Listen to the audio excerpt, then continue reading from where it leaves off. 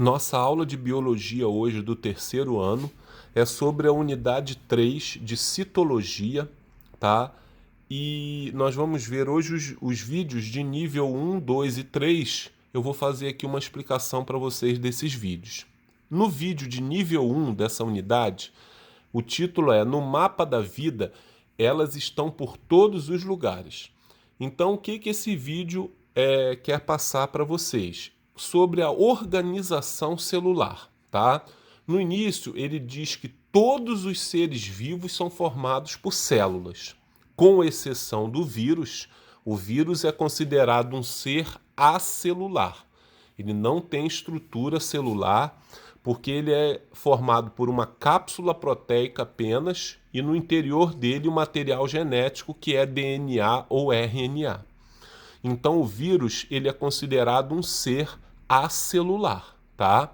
Todos os outros seres vivos são formados por células. E lembrando que existem os seres unicelulares, formados por apenas uma célula, né?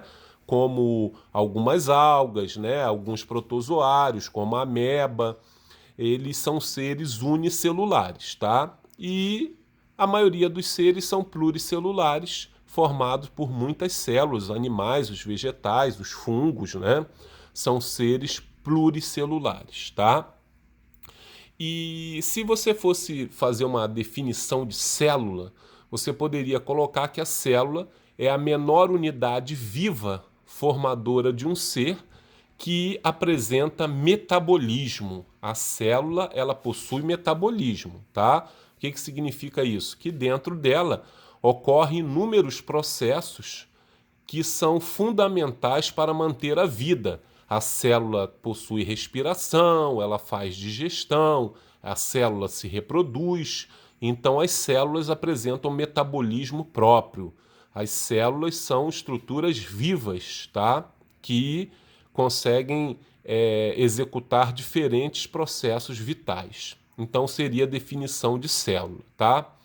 E em relação aos seres vivos, elas são as unidades estruturais e funcionais dos organismos. Podem ser comparadas aos tijolos de uma casa. As células, em geral, possuem tamanho tão pequeno que só podem ser vistas por meio do microscópio, né, gente? A grande maioria das células são microscópicas, né? Você encontra uma célula macroscópica, por exemplo, a gema do ovo, que é a célula reprodutora das aves. A gema, tá? É a célula reprodutora feminina, ela é o óvulo das aves, a gema do ovo. E aquele materialzinho amarelo dela é chamado de vitelo, é um material nutritivo rico em proteínas. Então a gema do ovo é uma célula macroscópica, mas a grande maioria das células são microscópicas, tá? Então o vídeo de nível 1, tá? Ele quer mostrar isso para o aluno, a definição de célula, tá? A organização celular dos seres vivos, os seres que não têm células, que são os vírus, tá? E a importância das células para os seres vivos, né? Que elas possuem um metabolismo próprio, então cada célula é uma unidade viva de um ser. No vídeo de nível 2, já começa a estudar as estruturas celulares. Então a primeira estrutura é a membrana plasmática. O título desse vídeo é Cidades e Células Nem Todas Têm um Centro Urbano, tá? Então, o que ela quer dizer isso? Que na periferia da célula, em torno da célula, existe a membrana plasmática que é muito importante. Ela não fica no centro, né? Mas ela fica em volta, em torno da célula. Então, como é formada essa membrana plasmática? Primeiro, a membrana plasmática ela é chamada de lipoproteica. O que significa isso? A membrana é lipoproteica. Ela é formada de lipídios e de proteínas. Na verdade, ela é formada por uma bicamada, né? Uma camada dupla de lipídios com proteínas inseridas ali, tá? Então, a constituição química dela é de lipídios e proteínas, tá? Ela é uma estrutura que delimita a célula, separando o meio intracelular do meio extracelular. Então, a membrana é importante, primeiramente, para isso, tá? Para determinar os limites da célula, separar o meio interno do meio externo, individualizar a célula, tá? Então, é o início. A primeira função da membrana é essa. Segunda função, permeabilidade seletiva. O que significa permeabilidade seletiva? A membrana plasmática ela controla as substâncias que entram e saem da célula, tá? Ela seleciona o que entra e sai da célula. Por exemplo, o nível de cloreto de sódio dentro de uma célula é de 0,9% no total de substâncias no interior da célula. Então, a membrana ela ajuda a fazer um controle desses níveis de sódio na célula, né? Se passar de 0,9%, a membrana bloqueia a entrada de sódio, tá? Então ela é importante para controlar as substâncias que entram e saem, como a glicose, o oxigênio, o gás carbônico. Ela possui essa capacidade de permeabilidade seletiva. E a terceira função que o vídeo traz aí para a gente é em relação aos mecanismos de transporte pela membrana. Essa entrada e saída de substâncias, ela pode ocorrer pelos mecanismos de transporte e esse transporte pode ser passivo ou ativo. O transporte passivo é sem gasto de ATP, sem gasto de energia. O transporte ativo é com gasto de ATP. É um transporte que vai fazer com que a célula consuma energia. O transporte passivo não, ela não vai consumir energia, tá? Então, quais as formas de transporte passivo primeiro? Difusão simples, difusão facilitada e osmose. E o transporte ativo é o transporte de íons, como exemplo, a entrada de sódio e potássio na célula, que é o neurônio. Entrada e saída de sódio e potássio do neurônio ocorre com gasto de energia. Já a difusão simples, facilitada e a osmose, esses processos não gastam energia, tá? Então vamos ver aqui um esquema sobre esses processos de transporte. Eu preparei aqui para vocês esse esqueminha. Na difusão simples, a substância passa do meio mais concentrado, que no caso aqui é o meio hipertônico, mais concentrado em soluto, para o meio hipotônico. O meio hipotônico é o meio menos concentrado em soluto. Então, vou dar um exemplo, que é a entrada de oxigênio na célula, tá? Tem mais oxigênio no sangue e esse oxigênio vai passando pela membrana por transporte passivo, por difusão simples, passando do meio mais concentrado para dentro da célula, que é o meio menos concentrado. Então, aqui seria o meio extracelular, tá? Fora da célula, e aqui seria o meio intracelular, no interior da célula, tá? A difusão facilitada, como exemplo, a penetração de glicose na célula, acontece da mesma forma, do meio hipertônico para o meio hipotônico. Então aqui seria o exemplo de glicose, só que com a participação, esse esquema aqui mostra uma proteína transportadora que funciona como uma porta de entrada para a glicose, permitindo o controle dessa glicose que entra na célula. E essa proteína transportadora é chamada de permease. Então, na difusão facilitada, o que facilita essa entrada de glicose? É essa proteína. Ela atua no controle da glicose que entra na célula, tá? Então facilita a penetração de glicose, por isso que difusão facilitada. E no caso do transporte ativo, entrada de íons sódio, por exemplo, na célula, ele já ocorre de forma contrária. No transporte ativo, a substância vai do meio hipotônico, menos concentrado, para o meio hipertônico, que é o meio mais concentrado, tá? Por isso, ocorre o gasto de ATP, tá? Para passar uma substância contra o que a gente chama de gradiente de concentração, tá? Então, é do meio menos concentrado para o meio mais concentrado. Por exemplo, a entrada de sódio na célula, transporte ativo, tá?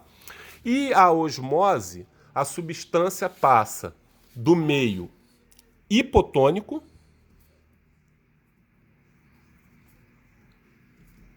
para o meio hipertônico. Mas quando se trata de osmose, se trata da transporte de água, de solvente. Aqui, difusão simples facilitada e transporte ativo é passagem de soluto. Aqui a água é solvente. Então a osmose é a passagem de solvente do meio menos concentrado para o mais concentrado. Um exemplo é você colocar a célula vegetal numa água com sal. A célula vai perder água, né? O meio interno, que vai ser o meio hipotônico, vai perder água para o meio externo, que seria o meio hipertônico. Então, essa passagem de água do meio hipotônico para o hipertônico é a osmose, tá? A célula vegetal ela perde água e murcha, né? Por exemplo, a folha de alface, se você botar ela na água com sal, a água vai sair da célula vegetal e vai passar para o meio externo, que é o meio hipertônico, e a célula vai perder água por osmose, tá? Então, isso é o transporte ativo e passivo do vídeo 2. E no vídeo 3, tá? Foi trabalhado os processos de... No vídeo 3 foi trabalhado as especializações da membrana. Especializações da membrana plasmática, tá? A membrana plasmática possui diferentes especializações de acordo com o tecido que aquela célula está formando. Então, por exemplo, as células do sangue, que são os macrófagos, por exemplo, eles trabalham de forma a englobar bactérias e destruir bactérias no seu interior. Mas como que essa célula engloba bactérias? A membrana plasmática, ela produz uma dobra para dentro, tá vendo esse formato aqui, ó? E depois essa dobra da membrana, ela acaba envolvendo todas as bactérias e essa membrana, ela numa região, ela vai se fechar aqui, ó. E as bactérias passam a ficar envolvidas por uma camadazinha de membrana. Depois, essas bactérias vão ser digeridas dentro da célula pelas enzimas lisossômicas, num processo chamado de digestão intracelular. Mas o que a gente destaca daqui é o processo que a membrana produz essa dobra para envolver as bactérias. Esse processo aqui forma as invaginações da membrana. Isso é chamado de invaginação. Essa dobra da membrana para dentro para envolver um alimento. Poderia ser, no exemplo, bactérias. Poderia ser, por exemplo, gotículas lipídicas. Por isso que eles botaram aqui, ó, pinossomo, tá? Pelo processo de pinocitose, gotículas de lipídios que a membrana envolveu para digerir aqui dentro da célula, tá? Então essa dobra da membrana é chamada de invaginação. Outra especialização importantíssima da membrana plasmática são especializações que ocorrem principalmente no interior do nosso intestino delgado, que as células apresentam microvilosidades. O que são essas microvilosidades? São essas dobras da membrana plasmática. Tá vendo aqui, ó, esse formato aqui, formato de dedos, né? E essas dobras permitem aumentar a superfície de absorção de nutrientes. Ó, porque se aqui fosse uma membranazinha reta, só assim, ela teria somente essa superfície para absorver os nutrientes por aqui, ó, tá? Então, qual o recurso para aumentar a superfície de absorção de nutrientes? A membrana, ela produz essas dobras, tá? Com isso, com essas dobras, vai aumentar muito mais a superfície de absorção de nutrientes. Então essas dobras são chamadas de microvilosidades, tá? Especializações da membrana para aumentar a área de adesão de uma célula com a outra. Isso aqui acontece bastante no nosso tecido epitelial, que forma a epiderme da nossa pele.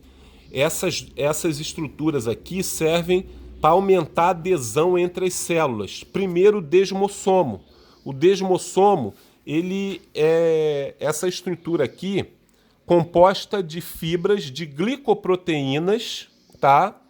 Esses filamentos de glicoproteínas, eles se unem numa região da membrana de duas células adjacentes que estão ligadas e formam como se fosse um botão de pressão aqui, né?